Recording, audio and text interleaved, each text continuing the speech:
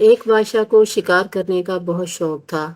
एक दिन बादशाह अपने मसाहिबों समेत जंगल में गया ताकि परिंदों का शिकार कर सके, लेकिन वहां कोई परिंदा नजर नहीं आया। वो जंगल छोड़कर आगे वीरानों में चरागाहों की तरफ रवाना हो गए।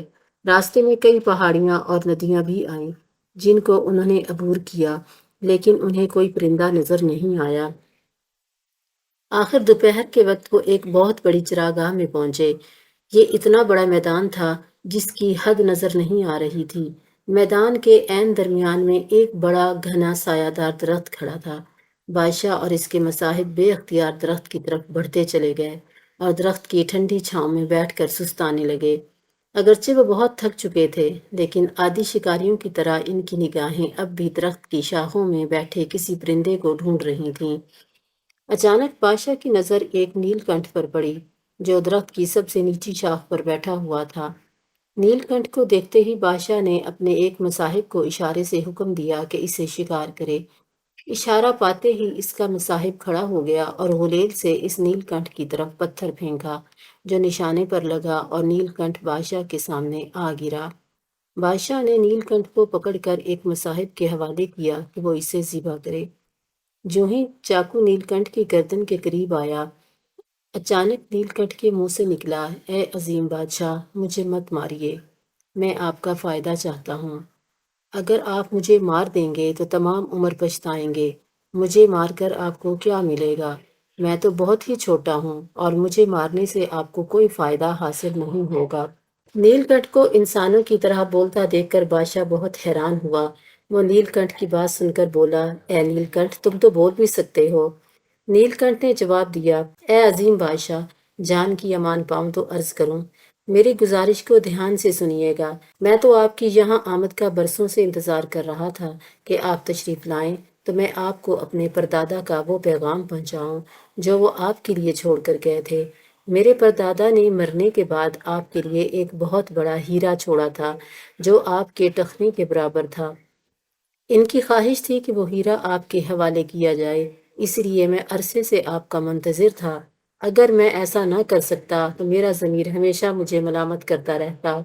मैं इस अमानत के बदले में आपसे माफ़ी का तलबगार हूँ। नीलकंठ के मुंह से ये कहानी सुनने के बाद बादशाह बोला, पहले तो मैं इस बात पर हैरान हूं कि एक नीलकंठ इतनी रवानी से कैसे बोल सकता है, और कोई चारा भी नहीं कि मैं तुम्हारी कहानी पर एतबार ना करूं कि तुम्हारे पास मेरी कोई अमानत भी पड़ी हुई है। नीलकंठ बोला, बादशाह सलामत, जान की अमान पाऊं तो मुझे और भी कुछ अर्ज करना है। इस हीरे के अलावा मेरे परदादा ने चंद नसीहतें भी की थीं जो मुझे आप तक पहुंचानी थीं। बादशाह बोला, वो नसीहतें क्या हैं? अच्छी बात है कि हिकमत की बातें मेरे और मेरे मुसाहिबों तक पहुँचें। नीलकंठ इजाज़त मिलने पर बोला, मेरे परदादा ने जो बातें बताई थीं वो यूं थीं। नंबर एक, जब कोई आपसे मीठी मीठी बातें करे तो इस पर भरोसा ना करें। नंबर दो, कभी किसी ऐसी चीज़ की वापसी की उम्मीद नहीं करें जो एक दफ़ा आपके हाथ से निकल जाए। और नंबर तीन, जिस चीज़ को हासिल करने में आप नाकाम हो जाएं, इसके बारे में दोबारा नहीं सोचें। अब बादशाह सलामत, मुझे इजाज़त दें ताकि मैं वो हीरा आपको ला कर दूं जो मेरे परदादा आपके लिए छोड़ गए थे। वो इस दरख्त के ऊपरी शाखों में मैंने छुपा रखा है। शाखें चूंकि पतली हैं, इसलिए आप में से कोई वहां तक नहीं पहुंच सकता। बादशाह सलामत ने फिर ज्यादा नहीं सोचा और मसाहिब को नीलकंठ आज़ाद करने का हुक्म दिया, और मसाहिब ने एक लम्हा ज़ाया किए बगैर नीलकंठ को आज़ाद कर दिया। वो उड़ा और शुक्रिया अदा करने के लिए बादशाह सलामत के कंधे पर बैठ गया। फिर इसने पर फैलाए इनको फड़फड़ाया और फिर बोला, जनाब आली, मुझे इंतज़ार के लिए माफ़ कर दीजिएगा। इधर कुछ देर इंतज़ार कीजिएगा जब तक मैं उड़ता हुआ दरख्त की चोटी तक पहुंच जाऊं।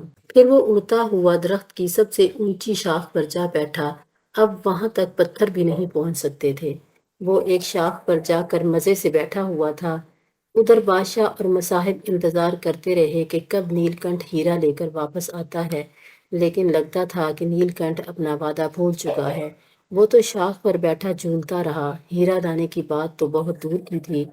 शाम हो गई। اور اندھیرا چھانے لگا تو بادشاہ نے آواز دی، نیل کنٹھ، تمہارا وہ ہیرا کدھر ہے جو تمہارے پردادا نے میرے لیے رکھا تھا؟ اسے نیچے لے کر آؤ، ہمیں واپس بھی جانا ہے۔ نیل کنٹھ نے بادشاہ کی بات غور سے سنی اور پھر اونچی آواز میں ہنسنے لگا اور بولا، بادشاہ سلامت، میں نے جو کچھ کہا ہے اس کی معافی دیجیے گا۔ اگر آپ محل جانا چاہتے ہیں تو شوق سے چلے جائیے، انتظار کس بات کا فرما رہے ہیں؟ میں نے آپ سے عرض کیا تھا کہ میٹھی میٹھی باتوں سے دھوکہ نہیں کھانا چاہیے، اور جو چیز ایک دفعہ ہاتھ سے نکل جائے اس کی واپسی کی امید نہ رکھیں، اور جس چیز کو حاصل کرنے میں ناکام ہو جائیں اس کے متعلق مت سوچیں۔ آپ عقل والے ہیں، خود سوچیں، آپ کے ٹخنے جتنا بڑا ہیرا میں کیسے اٹھا سکتا ہوں؟ اتنا بڑا تو میں خود بھی نہیں ہوں۔